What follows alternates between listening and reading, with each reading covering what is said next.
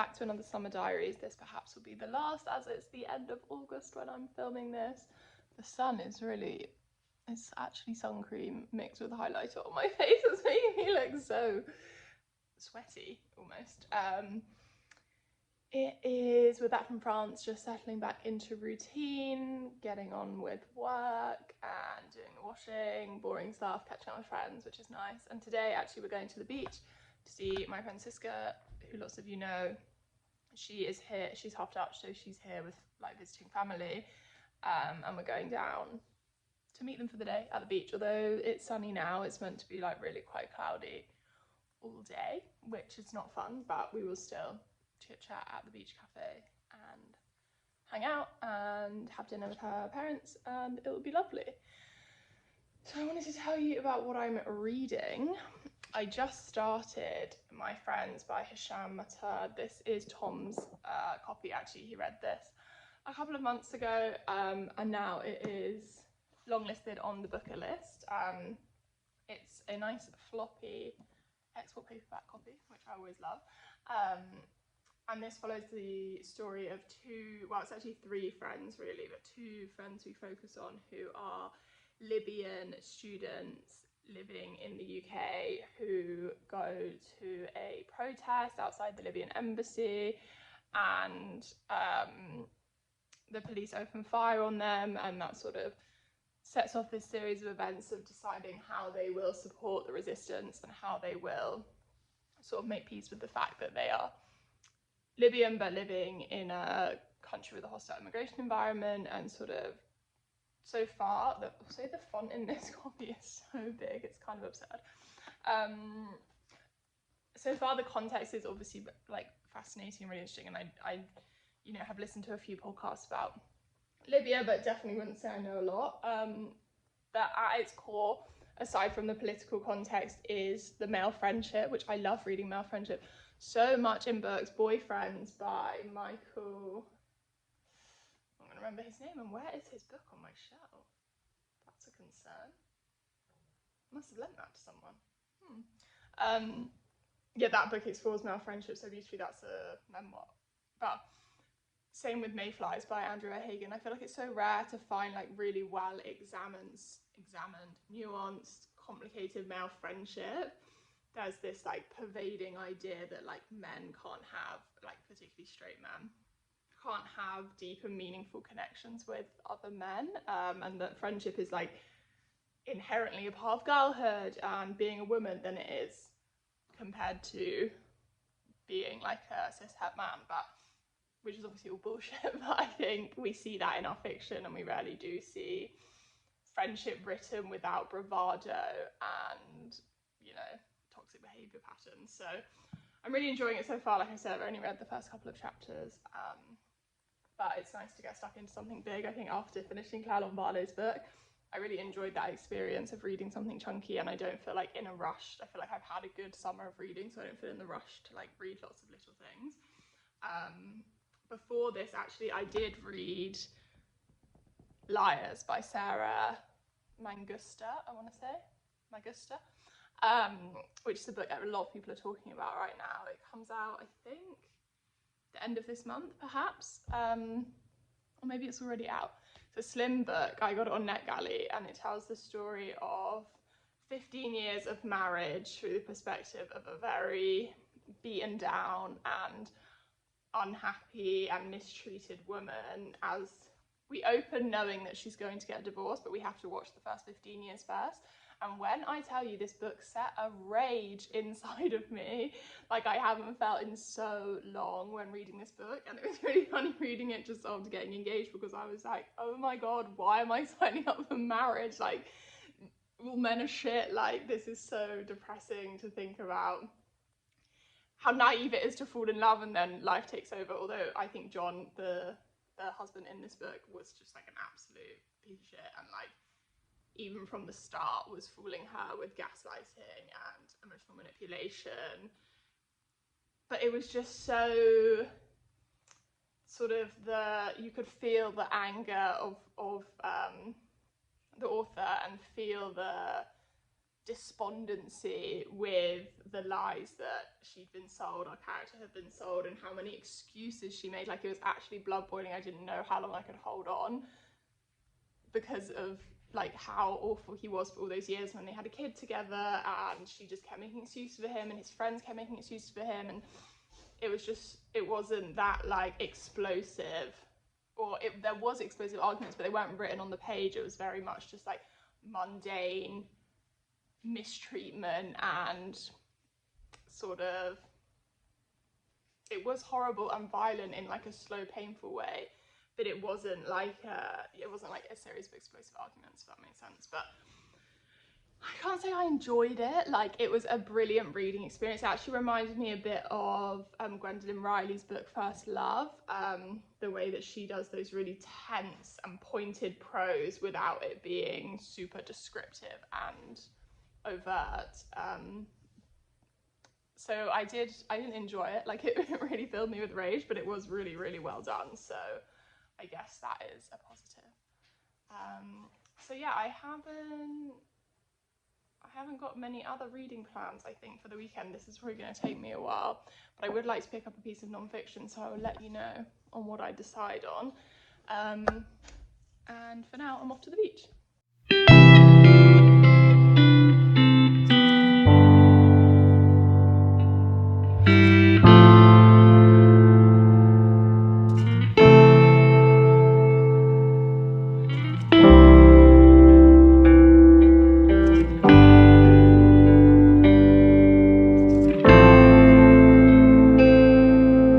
Friends, didn't mean to jump scare you there with a new haircut. Just cut off a lot of my hair because sometimes I have the impulse to do that. This was a bit shorter, I think, than I planned, but whatever. I've had it shorter before, so that's fine. So wearing a very sexy elbow brace because it's the first day in a few days that I felt able to like get out of bed, and I've been working from bed for most of this week, and definitely just trying to survive. So today I felt a bit better. My mum had major surgery today, and obviously I'm not there. I'm here, although I am going back on Mondays after the weekend to be with her, with Tom, and help care for her, like take over from my brother and his girlfriend. So yeah, that's been like hanging so heavy over me, just the anxiety of like knowing, since that she's never had major surgery before. And I've been talking a lot on my Patreon podcast and stuff about like parents aging and mortality and like single parents and these big feelings I've been having this summer about that. So just have a really big relief. My brother just called me to say that it went well and she's okay. And it's been a really strange insight, I think, into like, I've obviously spent a lot of time in hospital, had 2 surgeries myself in recent years, and it's a bit of an insight into that like caregiver experience of thinking how like anxious some of my family, like my mum, might feel, or Tom feels when I'm in hospital and they can't see me, especially when it was COVID and there was like such little contact.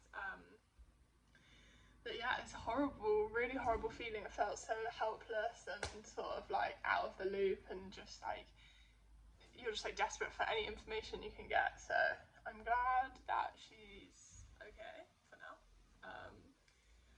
But what else have I been doing reading wise? I took a complete detour. I told you I was reading My Friends, which I am back to reading, but during the last few days of being really unwell, I just picked up actually a book that I thought was entirely different to the book I ended up reading. Do you guys ever do that with your Kobo or Kindle, where it's just like you don't have the blurbs or anything to hand? So I was like, oh, I thought it was going to be this. So I read this book called Rabbit Hole by Katie Brodie, which I thought was going to be this like thriller set at a university with this dark secret, but it wasn't that at all. It was like a true crime Reddit thread cold case type story. I didn't really love it.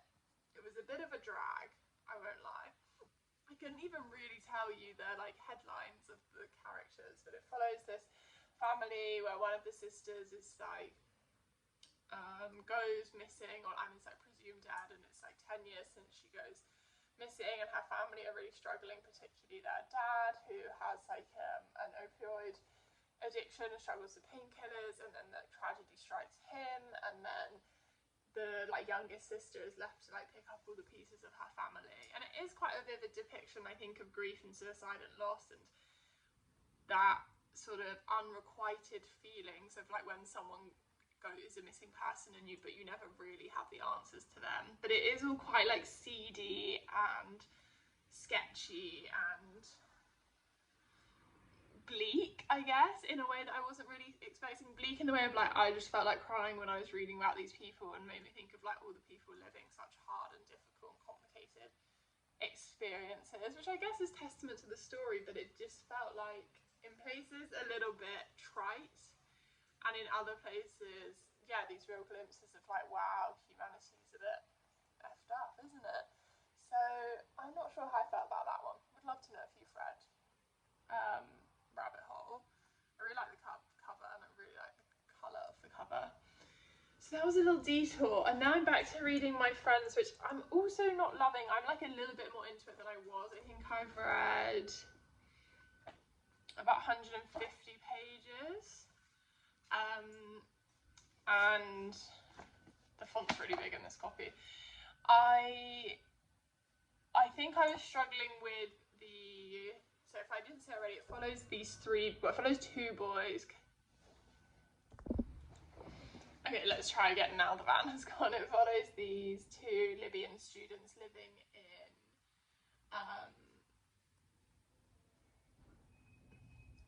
going to uni in Edinburgh, and also their family back home.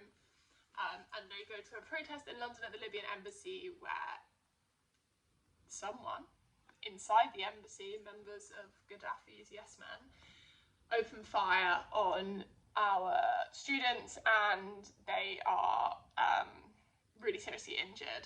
I've just finally got to that bit. Like, it took quite a while, and we have all these speaking in the present tense about their friendship over many decades, but how they met and how they became close was through this, tragic incident. And I think the writing is really beautiful, but I think it's honestly a me thing. Like, it's my brain power having to get on top of these names and these characters and how everyone knows each other.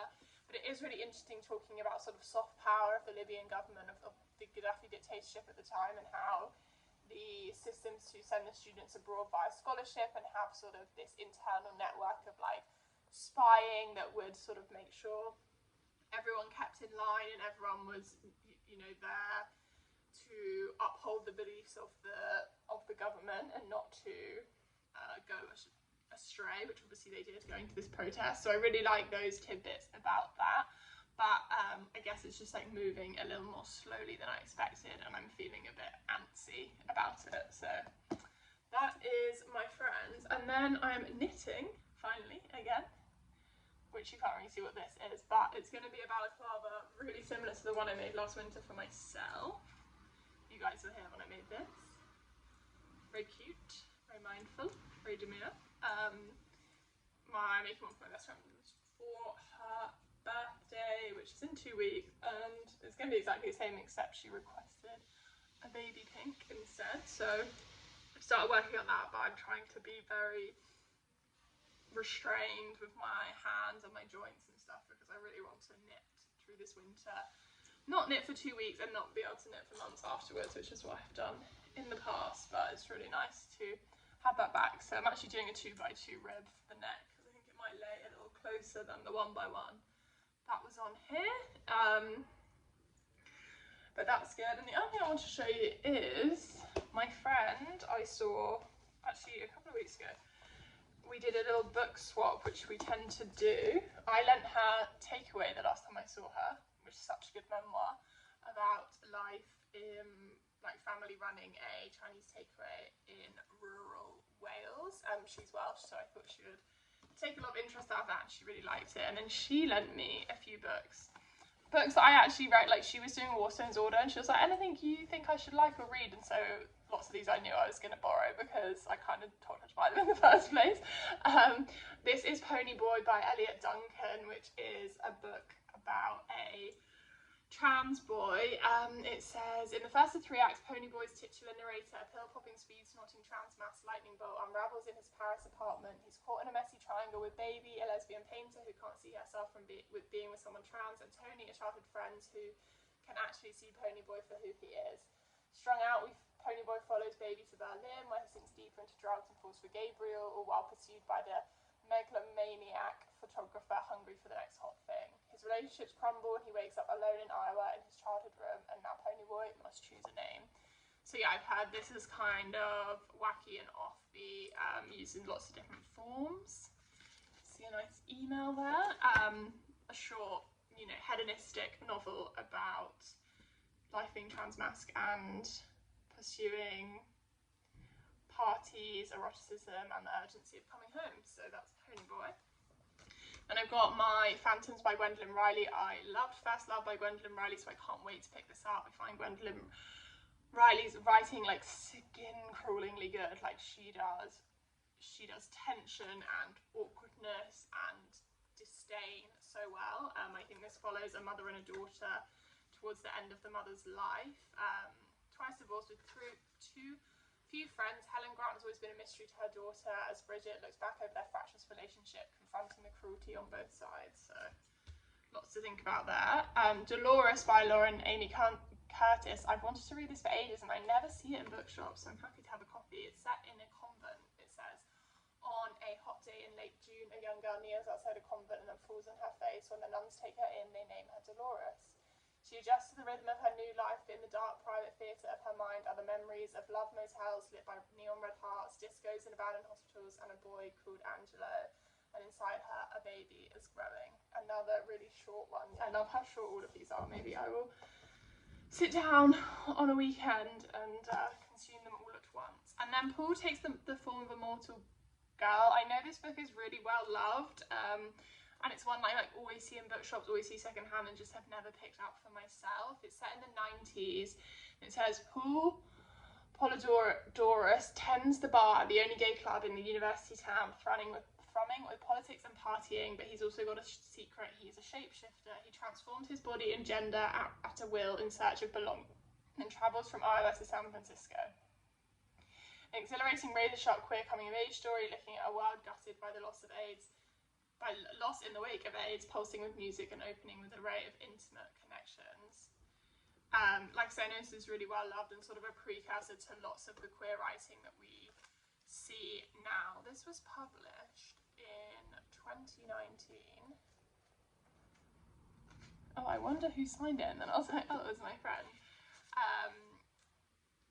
So yeah, I think the setting of this is really important to understand, how we talk about queer coming of age now, and it has that speculative element. So let me know if you've read any of these. I would love to hear about it.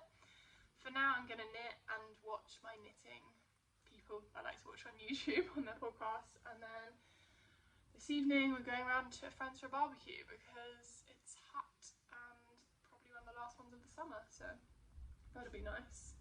I'll catch up with you hopefully when I've finished my friends, or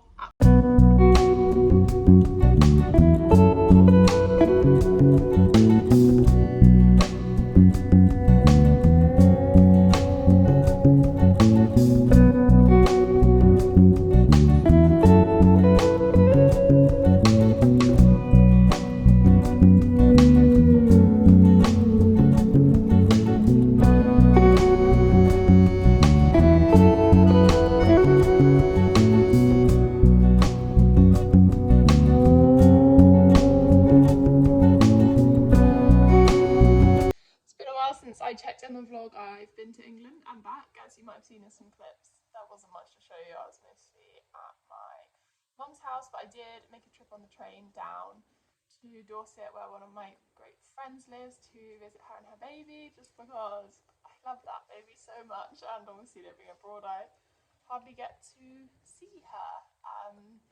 So that was definitely worth it, worth the spoons that it took, but yeah, definitely paid the price for that. We're back in Amsterdam, and I've been recovering from travel for the last few days, but I wanted to update you on books. So I did do quite a lot of reading, but I sort of also dilly-dallied around a lot of books because I just wasn't really feeling sort of motivated. I didn't know what to pick up, but I was reading a lot on my Kindle, my Kobo, because I was reading lying down a lot and stuff. But I did finish last week, or the week before I went to England, I finished My Friends by Hisham Masar.